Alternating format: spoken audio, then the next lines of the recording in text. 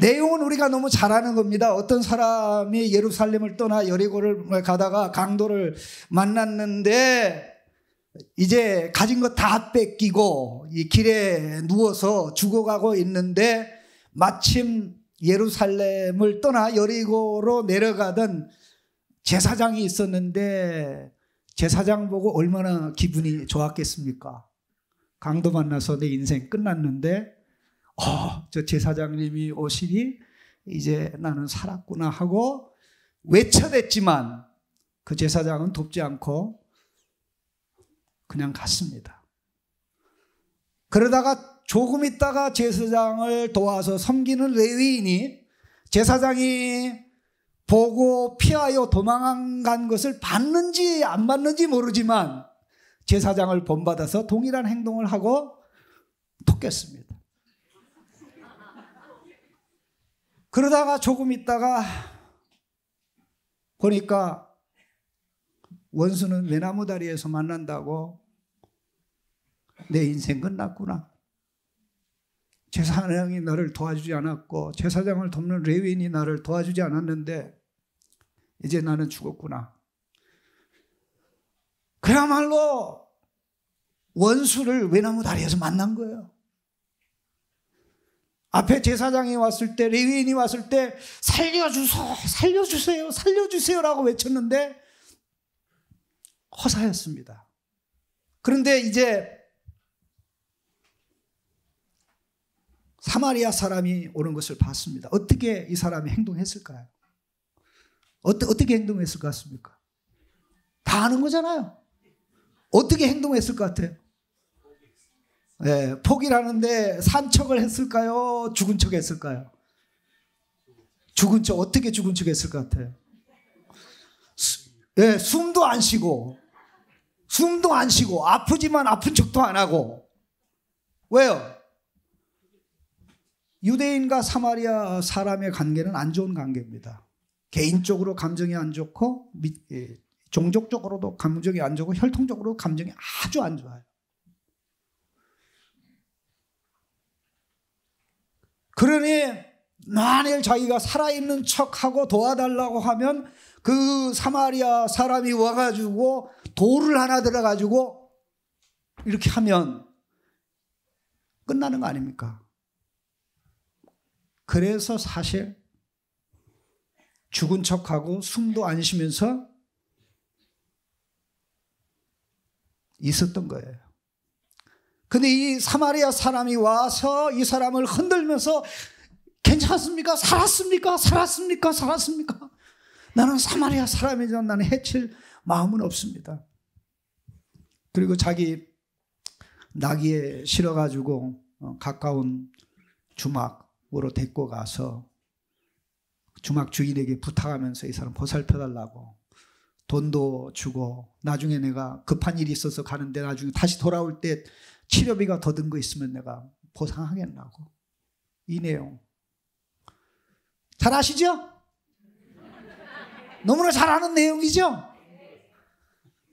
그런데 이런 내용을 예수님이 하시게 된 배경이 잘난치 않은 어떤 학자가 예수님께 찾아와 가지고 질문했기 때문입니다. 율법 선생이라고 되어 있는데 저와 같은 신학자입니다. 저와 같은 신학자가 예수님께 찾아와서 사람의 영생을 상속받으려면 무엇을 해야 됩니까? 라고 질문을 했습니다. 그때 예수님께서 네가 율법 선생인데 네가 율법을 어떻게 읽느냐, 어떻게 해석하느냐 라고 질문하니까 얼마나 기가 막히게 학자니까 대답을 잘합니까? 구약성경 전체를, 그때는 신약이 없었으니까 구약성경 전체를 핵심을 딱 요약하는데 하나님 사랑, 이웃 사랑, 마음을 다하여 뜻을 다하여 정성을 다하여 힘을 다하여 주 너의 하나님을 사랑하고 내 이웃을 내 몸같이 사랑할지니라고 말씀하였습니다. 그러니까 네가 대답 잘했다. 네가 가서 그렇게 실천해라. 그럼 네가 살 것이다. 그러니까 그 사람이 또 잘난 척 하려고 예수님 제가 고민이 있는데요. 그러면 누가 저의 이웃입니까? 라고 물을 때 예수님께서 하신 말씀이 이 말씀입니다. 그런데 이 말씀을 우리가 알고 있지만 실제적으로 왜 예수님께서 그 율법사에게, 신학자에게 가서 그렇게 실천해라, 그러면 살리라고 말씀하시는가 하는 이 말씀을 보면 여기에 우리 하나님의 아들, 딸들인 우리가 어떻게 살아가야 되는지에 대한 사실 모든 내용이 다 들어있습니다. 이 본문 앞에 나오는 내용이 예수님께서 성령의 기쁨 가운데 하나님 앞에 기도하신 내용입니다. 말씀의 배경은 그렇습니다. 말씀의 배경은 70인 제자들이 사역의 현장에 갔다 돌아오면서 좋을 정도가 아니라 억수로 좋았어요. 왜 억수로 좋으냐면요, 바로 그 9장에는 무슨 내용이 나오냐면, 그 앞장에는 무슨 내용이 나오냐면요, 예수님의 9명의 제자들이 한 귀신을 쫓아내려고 그러다가 9명이 다 실패했거든. 이해가 됩니까? 9명의 제자들이 귀신 하나 쫓아내는데 실패했는데 70인 제자들이 35개 팀을 만들어서 귀신을 쫓아내는데 많이 쫓아냈어요. 그게 기분이 좋아요, 안 좋아요? 왜 기분이 좋아요? 12제자들이 못한 것 자기들이 해냈다. 그러면 신분으로 볼 때 12제자가 예수님에게 더 가까워요, 70인 제자가 더 가까워요? 제자 하면 우리가 항상 70인 제자를 얘기합니까? 12제자를 얘기합니까? 12제자 얘기하죠. 그 사람들에게는 한이 맺힌 거예요. 12제자 속에 이름이 안 들어가는 것 때문에.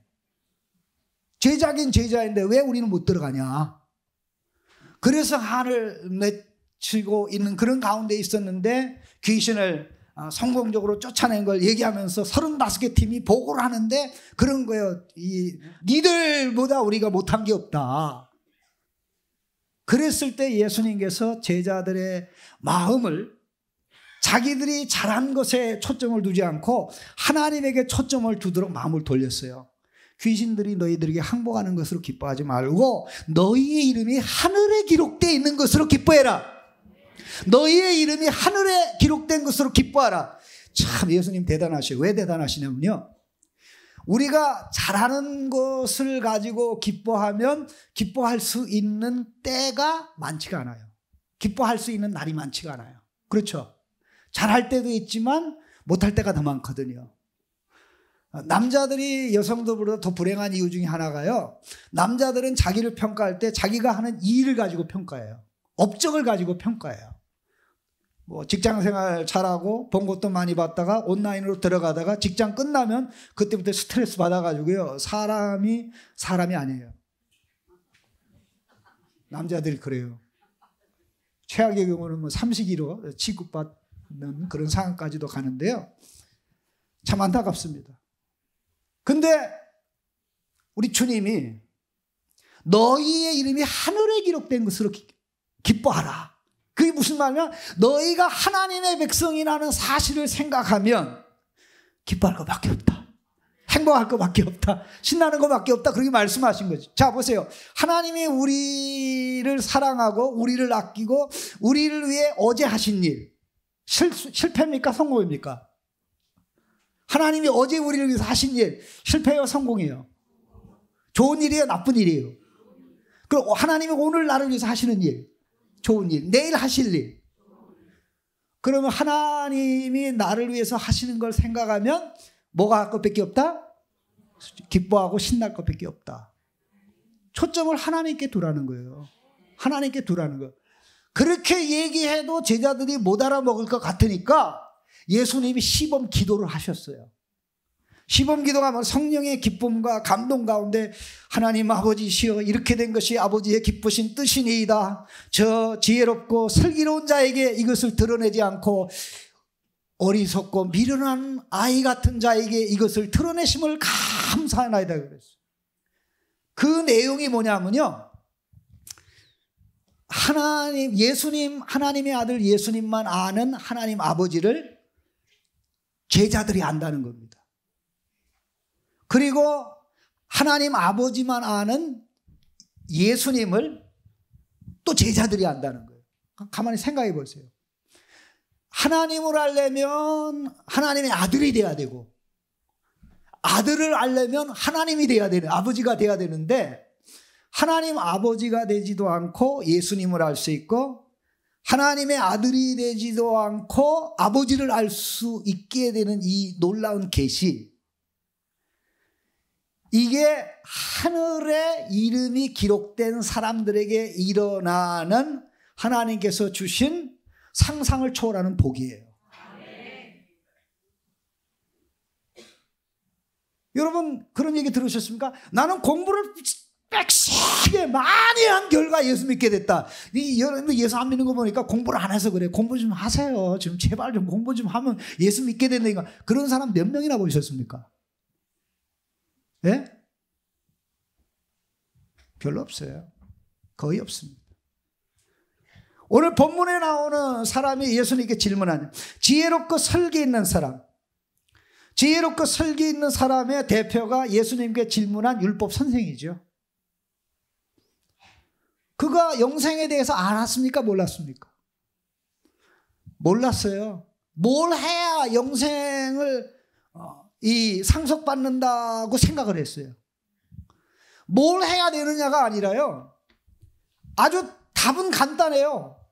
집에 아무런 문제 없이 부모가 있든 없이 출입할 수 있는 사람은 누굽니까? 우리 집에 자식이지.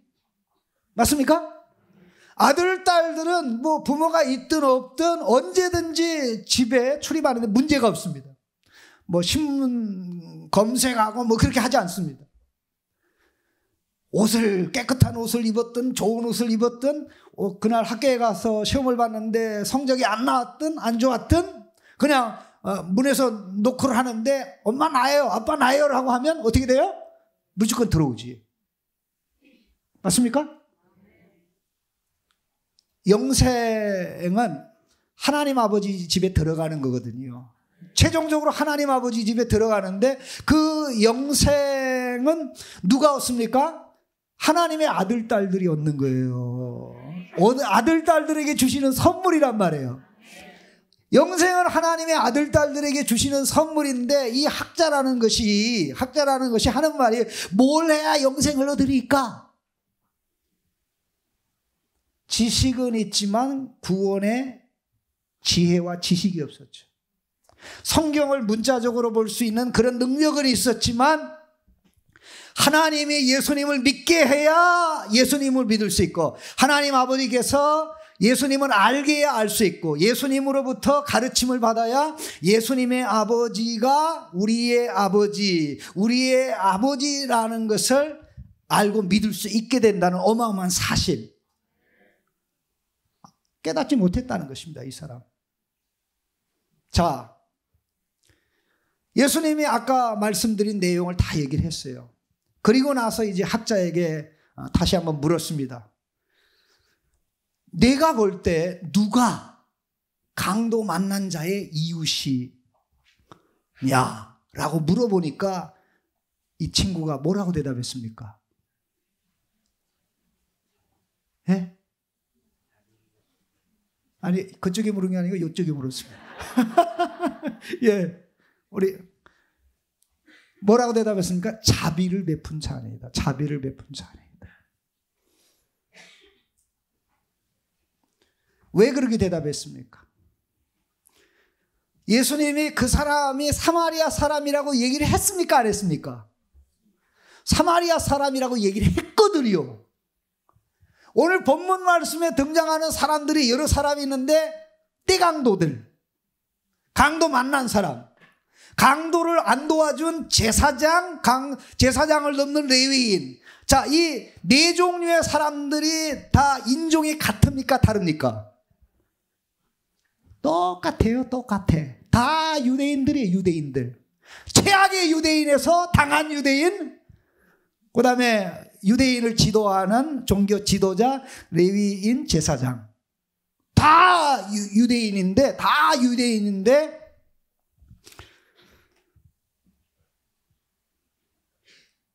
그들 가운데는 누구도 도울 수 있는 자가 없었어요. 그럼 이 네 종류의 사람 가운데 예수 그리스도로부터 하나님으로부터 영생을 선물로 받아 하나님의 자녀가 된 사람들은 이 네 종류 사람 가운데 어디에 속합니까? 이 질문이 좀 이상하다. 이 네 종류, 자, 강도 만난 사람이 돼야 됩니까? 아니면 떼강도 중에 하나가 돼야 됩니까? 아니면 안 도와준 제사장, 또 안 도와준 레위인이 돼야 되겠습니까? 예수 그리스도의 은혜, 하나님의 은혜로 하나님의 자녀가 되고 영생을 선물로 받는 우리는 이 네 사람 중에 어디에 속해야 됩니까?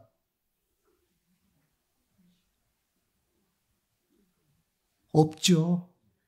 없습니다. 없어요. 자, 가만히 보세요. 아까 우리 권사님이 나와서 찬양할 때 제 눈에서 눈물이 걸썩걸썩했어요. 주님이 계시잖아요. 주님이 계시잖아요. 그런데 그 찬양을 들으면서 저는 이 강도를 만나가지고 쓰러져 죽어가는 그 친구를 생각한 거예요. 그 친구를 생각하면서 야, 이 친구 참 수지 맞았다. 사마리아 사람 만나서 수지 맞았잖아요.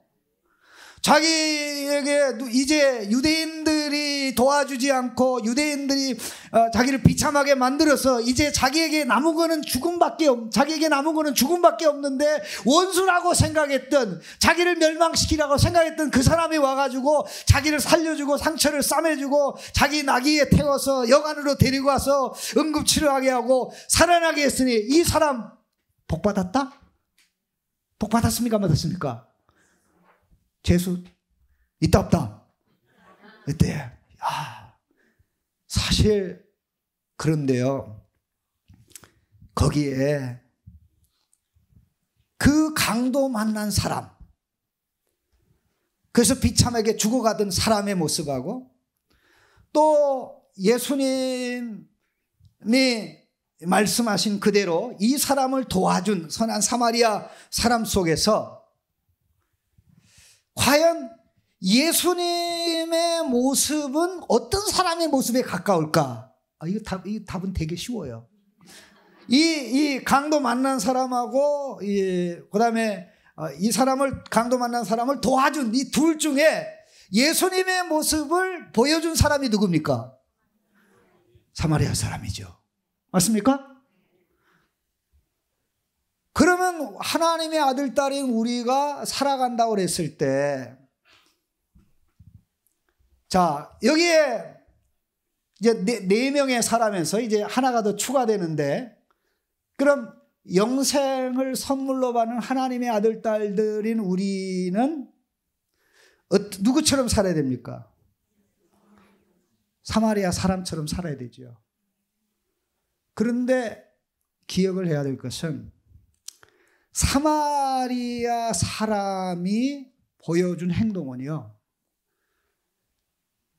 예수님이 이 땅에 오셔서 저와 여러분에게 베풀어준 사랑, 저와 여러분을 살리기 위해서 행하신 은혜, 사신 삶, 모든 것을 종합적으로 보면 이 선한 사마리아 사람이 한 행동은 예수님이 우리를 행하신 것에 억만분의 1도 안 돼요. 억만분의 1도 안 돼요. 앞에 두 사람이 한 것은 아주 간단해요. 보고 피하여 지나가고.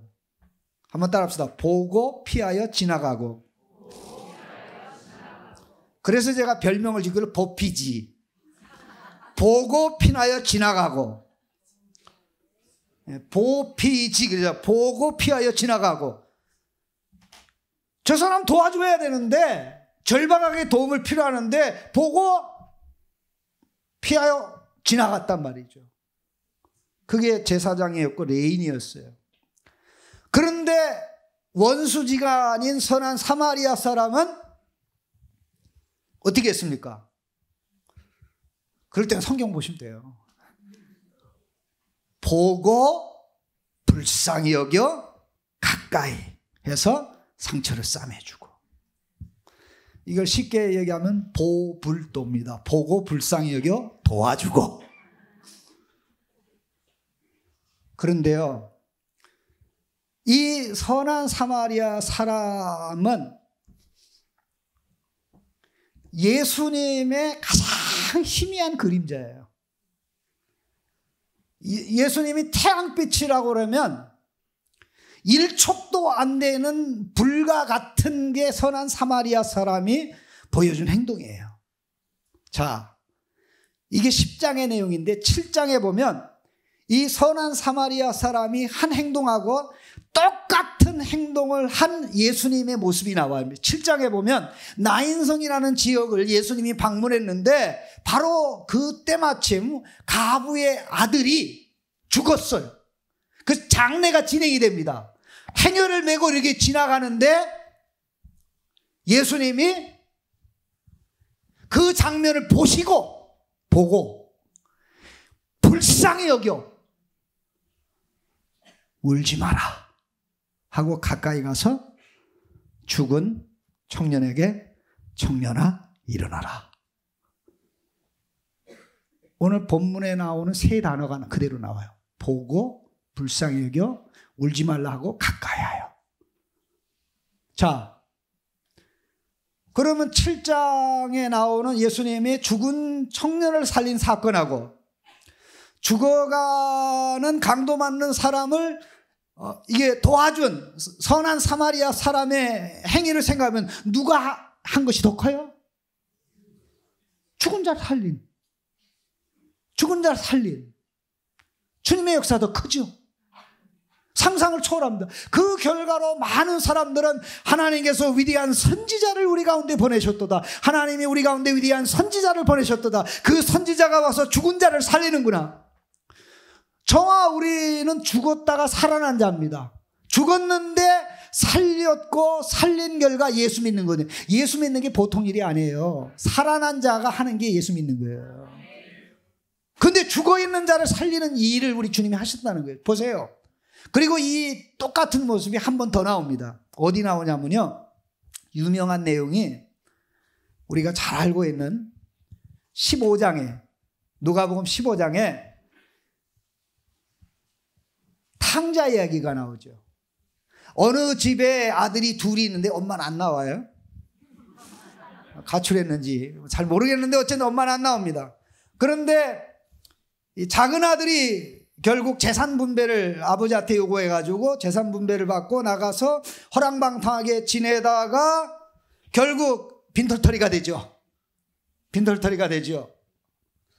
그런데 돼지도 먹는, 열매도 못 먹는 처지가 됐는데 이 사람의 의식과 생각과 마음을 사로잡았던 게 있죠. 그게 뭡니까? 아버지 집에 먹을 거 쌓였다. 아버지 집에 먹을 거 쌓였는데 나는 여기서 굶어 죽는구나. 그러니까 내가 아버지 집에 가면 굶어 죽진 않는다. 이 아들을 뭐가 끌어다닌 거예요? 아버지의 자비가 끌어당긴 거예요. 아들로 회복되기 위해서 간 겁니까? 밥 얻어먹기 위해서 간 거예요. 품권으로 일하기 위해서 간 거잖아요. 그런데 아들이 떠난 그 순간부터 아버지는 이 아들이 돌아오기를 기다렸습니까? 기다리지 않았습니까? 기다렸습니다. 아들이 돌아올 때 해주려고 만반의 준비를 했습니까? 안 했습니까? 신발 준비해놨고, 만찬 준비해놨고, 옷 준비해놨고, 가락지 준비해놨고, 이게 다 시시한 거예요? 대단한 거예요? 상상을 초월하는 거예요. 상상을 초월하는 거죠. 그런데 이 친구가 그 집골로 돌아오는데 이 아들이 아버지를 먼저 알아봐요? 아버지가 아들을 먼저 알아봐요?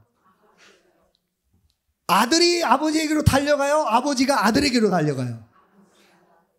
거기에요 세 단어 나와요. 보고 측은히 여겨. 측은히 여겨는 불쌍히 여기다는 똑같은 단어입니다. 보고 불쌍히 여겨 가까이 간 게 아니고 뛰어갔어요. 보고 불쌍히 여겨 달려가 목을 끌어안고 이놈아 내가 너를 얼마나 기다렸는데 이제 오는구나. 이제 오는구나. 내가 너를 얼마나 기다렸는데 네가 이제 오는구나. 종을 불러서 신발을 가져오라고 하고 몸을 씻기고 가락지를 신기고 신발을 신기고 내가 얘기했던 만찬 준비하거라 해서 자기가 평생 자기 집에 맞았던 손님 가운데 가장 최고의 손님으로 아들을 대접한 겁니다. 거기에 나오는 세 단어가 보고 불쌍히 여겨 달려가 목을 끌어안고. 이 세상에 오셔서 하나님 아버지의 자비를 경험하고 자비를 체험하도록 하나님의 자비를 우리에게 베풀어 주기 위해서 하나님의 진노를 받고 하나님의 저주를 받고 하나님의 온갖 노여움을 받으면서 우리로 하여금 오직 하나님의 자비와 사랑만 경험하도록 하신 분이 누굽니까? 하나님의 아들 예수 그리스도예요. 그러면 강도 만났던 사람이 더 불행합니까? 예수 그리스도로 말미암아 구원의 은혜를 입어 살아나고 예수 믿어 하나님의 아들 딸이 된 우리가 받은 은혜가 더 큽니까? 더 커요. 더 커요. 생각을 해보세요. 얼마나 평생 이 강도 만난 사람의 가슴 속에 그 선한 사마리아 사람 때문에 내가 살아났어. 그 사람 때문에 내가 살아났어. 그 사람이 안 왔으면 내가 죽었을 텐데 그 사람 때문에 살아났어. 그 선한 사마리아 사람이 그 사람의 인생에 가져다 준 영향은 상상을 초월합니다. 그것 때문에 삶의 방향이 달라졌어요. 생각의 방향이 달라졌어요. 어떻게 살아야 되는지 무엇을 해야 되는지 답이 왔죠. 나도 그 사람처럼 살아야지. 원수까지 품고 사랑하면서 살아야지. 딱 한 번 도움을 받은 강도 만난 사람이 선한 사마리아 사람에 대해서 그렇게 생각한다면 상상을 초월하는 은혜를 최악의 상황에서 원수 되었을 때, 죄인 되었을 때, 소망이 없을 때 죽으려고 한 것이 아니라 영적으로 죽었고 죽은 삶을 살아가고 있고 영원한 죽음을 향해서 삼중 죽음에 둘러싸인 우리를 살려 하나님의 아들 딸이 되게 하신 선한 사마리아 사람을 몇천 배 능가하는 예수님의 사랑을 받은 우리가 예수님의 사랑 받지 않은 것처럼 살 수 있느냐라는 거죠. 그렇지 않습니까?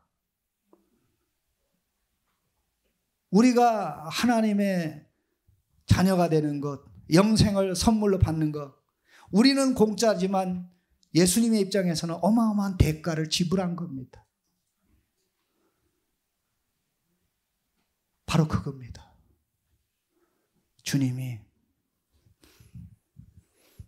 그 사람의, 그 학자의 대답을 듣잖아요. 그 사람은 자존심이 세가지고 세 사람 중에 누가 강도 만난 자의 이웃이 되었느냐라고 할 때 자존심이 세가지고 사마리아 사람이라고 얘기를 못하고 자비를 베푼 자입니다. 자비를 베푼 자입니다.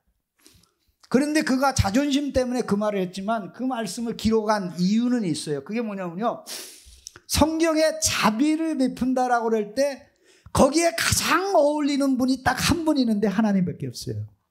하나님 자비를 베푸 은혜롭고 자비롭고 노하기를 더디하며 인자와 진리가 많으시고, 그 자비함에 예수 그리스도를 보내고 십자가에서 우리를 살리는 자비함에 그대로 표현되고, 그래서 우리가 영생을 선물로 받게 됐는데, 선한 사마리아 사람 만나서 인생의 삶의 방향이 바뀐 강도 만난 사람에 비하면 우리가 받은 은혜, 우리가 받은 사랑은 상상을 초월하죠.